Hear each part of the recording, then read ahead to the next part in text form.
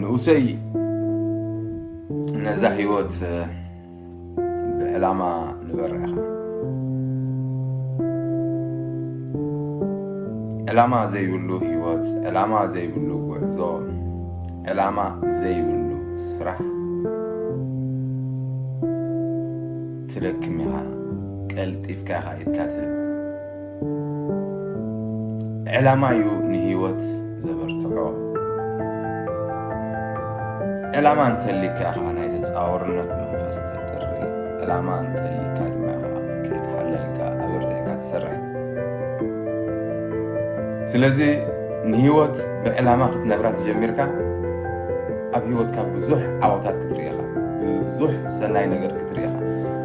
ደኺመይ ክትብልን ኢኻ ብዙሕ ዓቐብ ኮይኑ ስማዓካ ዝነበረ ክድይቦ ኢኻ ክትሰጉሮ ኢኻ ዕላማ እንተዘይብልካ ግን ዘዝኸትካዮ ስድሪ ዘዝሓሰብካዮ ሓሳብ ድኻም ጥራሕ እዩ ኮይኑ ዝስማዓካ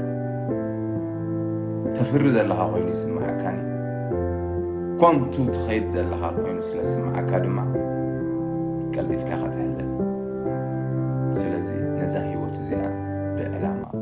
ንበርሕ ወይ ብዕላማ ንቕድሚት ገስግስ ሓሳብካ ኩሉ ግዜ ናብ ዕላማኻ ፎከስ ዝገበረ እዩ